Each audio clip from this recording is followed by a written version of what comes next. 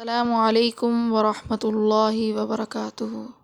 میرے محترم سامعین و سامعات، موضوع سخن چھیڑنے سے پہلے محسن انسانیت رحمت عالم صلی اللہ علیہ وسلم کی ذات بابرکت والا صفات پر ہدیہ درود بھیجیے۔ نماز والا درود بآواز بلند: اللہم صلی علی محمد وعلی آل محمد کما صلیت علی ابراہیم وعلی آل ابراہیم انک حمید مجید۔ اللہم بارک علی محمد وعلی آل محمد کما بارکت علی ابراہیم وعلی آل ابراہیم انک حمید مجید۔ آج کے میرے بیان کا موضوع ہے حضرت یوسف علیہ السلام اور کنویں کا واقعہ۔ حضرت یوسف علیہ السلام اللہ رب العزت کے برگزیدہ نبی اور بندے تھے، اور ان کی زندگی آزمائشوں اور رحمتوں سے بھری ہوئی تھی۔ یہ واقعہ اس وقت شروع ہوا جب وہ کم عمر تھے اور اپنے والد حضرت یعقوب علیہ السلام کو بے حد محبوب تھے۔ یوسف علیہ السلام کا حسن بھی غیر معمولی تھا اور اخلاق بھی نہایت پاکیزہ تھے۔ ایک دن حضرت یوسف علیہ السلام نے ایک خواب دیکھا جس میں 11 ستارے، سورج اور چاند ان کو سجدہ کر رہے تھے۔ حضرت یعقوب علیہ السلام سمجھ گئے تھے کہ یہ خواب کسی بڑی شان اور نبوت کی طرف اشارہ ہے۔ انہوں نے اپنے بیٹے حضرت یوسف علیہ السلام کو نصیحت کی کہ یہ خواب اپنے بھائیوں کو نہ بتانا، کیونکہ انسان کے دل میں بدلتے دیر نہیں لگتی، مگر تقدیر کا لکھا پورا ہونا تھا۔ یوسف علیہ السلام کے سوتیلے بھائیوں کے دل میں حسد پیدا ہو چکا تھا۔ وہ محسوس کرتے تھے کہ والد کی ساری توجہ صرف حضرت یوسف علیہ السلام اور ان کے حقیقی بھائی بنیامین کی طرف ہے۔ شیطان نے ان کے خیالوں کو اور بھڑکا دیا اور وہ ایک خطرناک منصوبہ بنانے لگے۔ انہوں نے مشورہ کیا کہ یوسف علیہ السلام کو راستے سے ہٹا دیا جائے تاکہ والد کی محبت ہماری طرف پلٹ آئے۔ کچھ نے کہا قتل کر دو، کچھ نے کہا کہیں دور چھوڑ آؤ۔ آخر یہ طے ہوا کہ انہیں کنویں میں ڈال دیا جائے۔ ایک دن وہ والد کے پاس آئے اور نہایت محبت بھرے انداز اختیار کیے اور کہا کہ یوسف کو ہمارے ساتھ سیر کے لیے بھیج دیں، ہم ان کا خیال رکھیں گے۔ حضرت یعقوب علیہ السلام دل سے تو راضی نہ تھے، مگر بھائیوں کے اصرار پر اجازت دے دی۔ جب قافلہ شہر سے باہر پہنچا تو ان کے لہجے بدل گئے، محبت سختی میں بدل گئی، اور یوسف علیہ السلام حیران رہ گئے کہ اچانک کیا ہو گیا۔ بھائیوں نے ان کی قمیض اتاری اور ہاتھ پکڑ کر گھسیٹتے ہوئے کنویں کے قریب لے گئے۔ یوسف علیہ السلام کہتے رہے، میرے بھائیوں، میں نے تمہارا کیا بگاڑا ہے؟ مگر حسد اندھا کر چکا تھا، انہوں نے ایک نہ سنی اور معصوم یوسف علیہ السلام کو گہرے کنویں کے اندھیرے میں ڈال دیا۔ وہ لمحہ یوسف علیہ السلام کے لیے پہلی بڑی تنہائی تھی۔ کنویں کی دیواریں خاموش تھیں، پانی ٹھنڈا تھا اور اوپر آسمان بہت دور نظر آ رہا تھا۔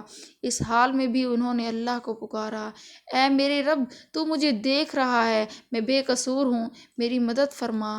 اللہ کی طرف سے اسی وقت دل میں تسلی اتاری گئی کہ غم نہ کرو، ایک دن آئے گا تم انہی بھائیوں کو اسی واقعے کی خبر دو گے اور تم عزت والے ہوگے۔ ادھر بھائیوں نے جھوٹا ڈرامہ تیار کیا۔ انہوں نے یوسف علیہ السلام کی قمیص پر بکری کا خون لگایا اور روتے ہوئے شام کو گھر پہنچ گئے اور کہا کہ یوسف علیہ السلام کو بھیڑیا کھا گیا۔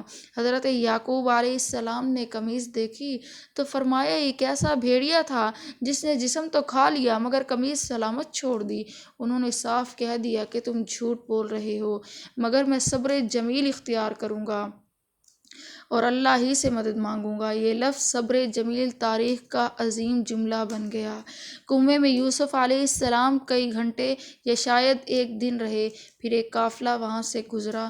انہوں نے پانی نکالنے کے لیے ڈول ڈالا تو یوسف علیہ السلام ڈول سے لپٹ کر اوپر آ گئے۔ قافلے والے خوش ہو گئے اور کہا، یہ تو بہت خوبصورت لڑکا ہے۔ انہوں نے مال سمجھ کر ایک یہودی تاجر کے ہاتھ انہیں بیچ دیا اور یوسف علیہ السلام غلام بن کر مصر پہنچ گئے۔ یہاں سے ان کی آزمائش کا دوسرا دور شروع ہوا، مگر اللہ کا انتظام بھی ساتھ ساتھ چل رہا تھا۔ مصر میں عزیز مصر نے انہیں خرید لیا اور اپنے گھر لے گیا، اور بیوی سے کہا کہ اس لڑکے کا خاص خیال رکھنا، ممکن ہے کہ ہم اسے اپنا بیٹا بنا لیں۔ یوسف علیہ السلام اس گھر میں پروان چڑھنے لگے۔ وہاں انہوں نے ادب، علم اور حکمت سیکھی، مگر شیطان نے پھر ایک نیا امتحان کھڑا کیا۔ عزیز مصر کی بیوی زلیخا یوسف علیہ السلام کے حسن پر فریفتہ ہو گئی۔ اس نے انہیں گناہ کی دعوت دی، مگر یوسف علیہ السلام نے صاف انکار کر دیا اور کہا، معاذ اللہ، میں اپنے رب کی نافرمانی نہیں کر سکتا۔ عورت نے دروازے بند کر دیے، مگر یوسف علیہ السلام بھاگ کھڑے ہوئے۔ پیچھے سے عورت نے قمیص کھینچی جو پھٹ گئی۔ اسی کشمکش میں عزیز مصر آ گیا۔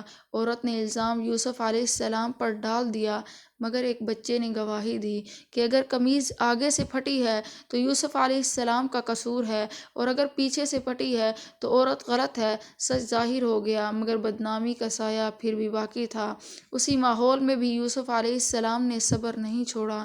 انجام یہ ہوا کہ یوسف علیہ السلام کو جیل میں ڈال دیا گیا۔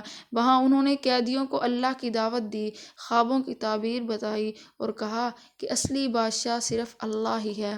کئی سال گزر گئے، پھر مصر کے بادشاہ نے خواب دیکھا جس کی تعبیر کوئی نہ بتا سکا۔ وہی قیدی جسے یوسف نے تعبیر بتائی تھی، اس نے کہا، جیل میں ایک نوجوان ہے جو درست بتا سکتا ہے۔ یوسف علیہ السلام کو بلایا گیا۔ انہوں نے نہایت حکمت سے خواب کی تعبیر بتائی کہ 7 سال خوشحالی آئے گی، پھر 7 سال قحط ہوں گے۔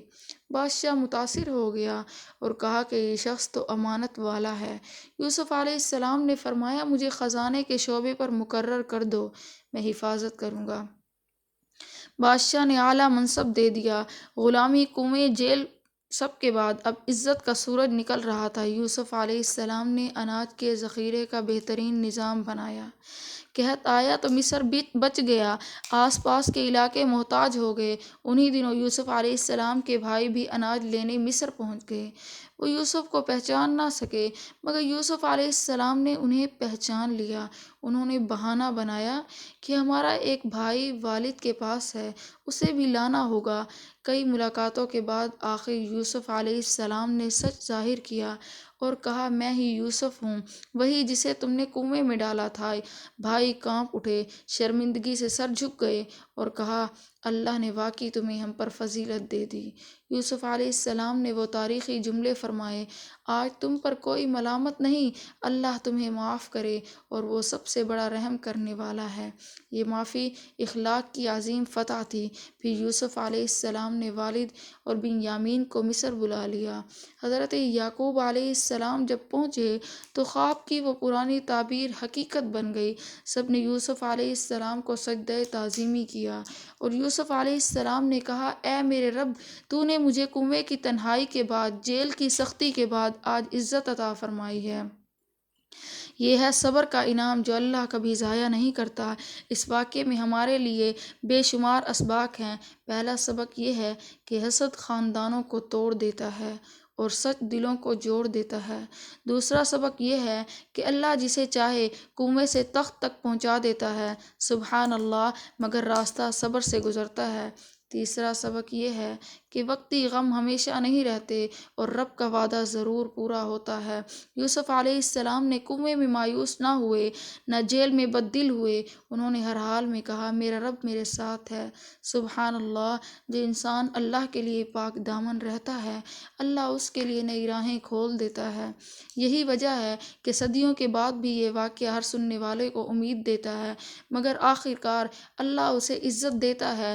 حضرت سلمان فارسی بھی اسی واقعے سے بہت متاثر تھے اور کہتے تھے کہ یوسف علیہ السلام کا صبر مومن کے لیے چراغ ہے۔ آج کے نوجوان جب چھوٹے چھوٹے غموں پر ٹوٹ جاتے ہیں تو انہیں یوسف علیہ السلام یاد آنے چاہیے کہ برسوں کی تکلیف کے بعد بھی انہوں نے انتقام نہیں لیا بلکہ معافی اختیار کی۔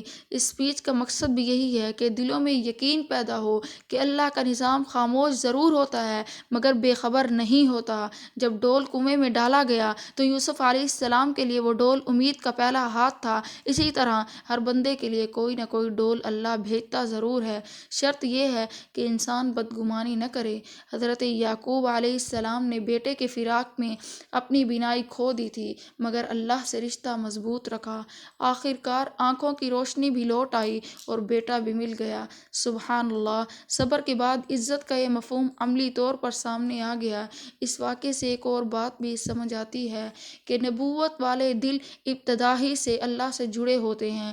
یوسف علیہ السلام کم عمر تھے مگر زبان پر توحید تھی۔ شیطان ہر بڑے دروازے بند کر دیتا ہے مگر اللہ ایک دروازہ کھول دیتا ہے۔ بادشاہ کا دل بدل گیا اور وہی یوسف علیہ السلام جو بازار میں چند سکوں کے بدلے بکے تھے اب مصر کے خزانوں کے مالک بن گئے۔ سبحان اللہ!